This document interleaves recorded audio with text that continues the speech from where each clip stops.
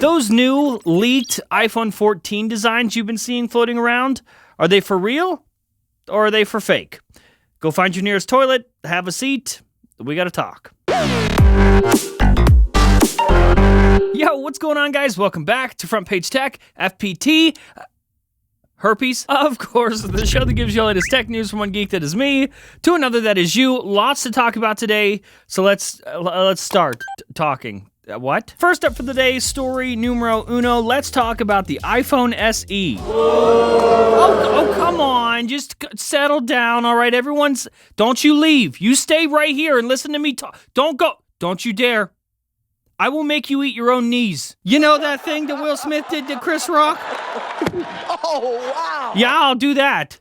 And no one else is even sleeping with my wife. Anyway, iPhone SE. Turns out everyone cares about it just about as much as you do. So, not at all. Two sources now, both Kuoming Chi and publication Nikkei Asia, have said that Apple is cutting production of the brand new iPhone SE because demand is much lower than expected. Can we all just take a moment, right here, right now, together, to be shocked by this news?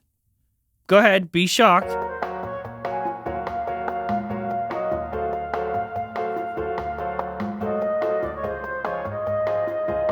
Okay, can you believe this? This is crazy news. In a quote from Nikkei Asia, Apple plans to make about 20% fewer iPhone SEs next quarter than originally planned, in one of the first signs that the Ukraine war and looming inflation have started to dent consumer electronics demand. Not sure what that has to do with it. But okay. And Kuoming Chi, well, he tweeted, the new iPhone SE demand is lower than expected. The delivery status is in stock as one of the proofs. And I cut my shipment estimation in 2022 to 15 to 20 million versus the original 20 to 30 million. I mean, what do you want? What do you want me to say? Apple gambled and lost on this one. That is what happened. They really stretched this design. A design that, by the way, let's be real, everybody, has been around since like 2014. They really stretched that out as far as they could absolutely take it. I mean, I know technically it's the body of an iPhone 8, but even then, this is essentially the third time they have tried to sell you an iPhone 8. And they really thought you would fall for it again. They thought you would fall for this a third time. There's an old saying in Tennessee, I know it's in Texas, probably in Tennessee, that says, fool me once, shame on you. If fool me, we can't get fooled again.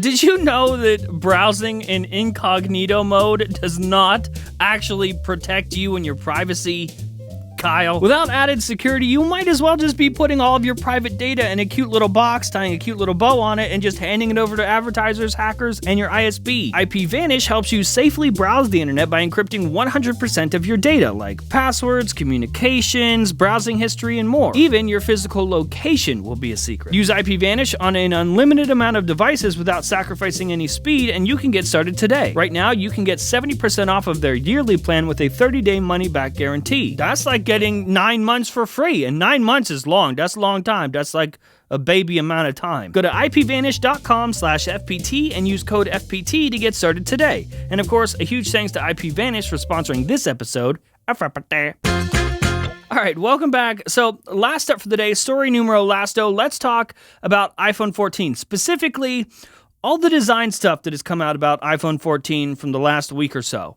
I know you guys have been wanting me to talk about it, so this is me doing that. This is me talking about it. Like I said, in the last week or the week before that, I don't know. Time isn't real, man. These came out. Well, these and these. 91 Mobiles posted CADs for the iPhone 14 Pro lineup, and my good friend Max Weinbach posted these schematics for also the iPhone 14 Pro. And those CADs and schematics featured not a complete redesign. You've heard from multiple people, like me. As you remember, I gave you these renders a while ago, like even before iPhone 13 came out, and Mark Gurman, he said that this year's iPhone would feature a complete redesign. And these new leaks that have come out do not depict a complete redesign. I don't know what we all think is a complete redesign, but I think it's safe to say this is not it. In fact, this is not a redesign at all. I mean, other than the display, I guess you could call whatever this accident up here is a redesign of the display. Now, I cannot speak to the validity of these leaked CADs or the schematics.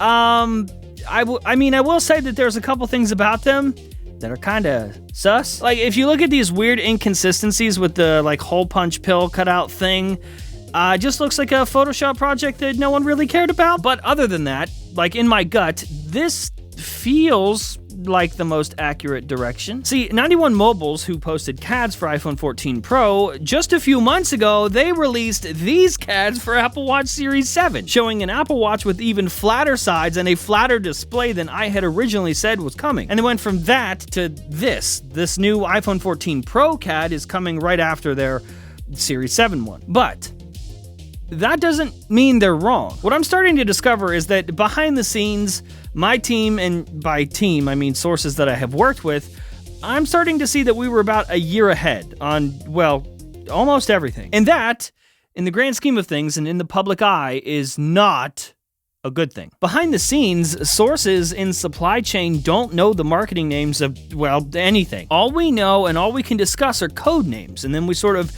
guess about the rest. Like this, for example. About over a year ago, I leaked the design of the Mac Studio without realizing what it was. At the time, I think we called it something like the Mac Mini Pro or I don't know. And as you see, we were about a year off on that one. My Apple Watch Series 7 renders and the CADs released by 91 Mobiles, well, those could very likely be either the Series 8 for this year or the Apple Watch Rugged Edition that is expected for this year. So the iPhone 14 Pro Max design that we leaked and showed you, as much as I hate to admit that we may have been wrong, it is looking more and more likely that that complete redesign is not happening this year. Take this new report from The Elec, a publication who is typically accurate. They say that Apple is working on an under-display Face ID for iPhone 15. And that is something that lines up more with the renders that we put out, doesn't it? So you may have noticed that I've become more and more quiet when it comes to Apple leaks. I mean, I've still been leaking stuff. I'm doing a lot of Android leaks as well. But when it comes to Apple leaks, I've been a bit quiet. I have helped with other leaks from other people and other publications, and I have shared stuff privately, but I've been more or less sitting back, taking the information that I get, and watching how things unfold in order to establish proper timelines and have a better understanding of the information that I receive and what role all of that stuff plays behind the scenes at Apple, instead of saying anything publicly. And honestly, it has been a lot less stressful that way too.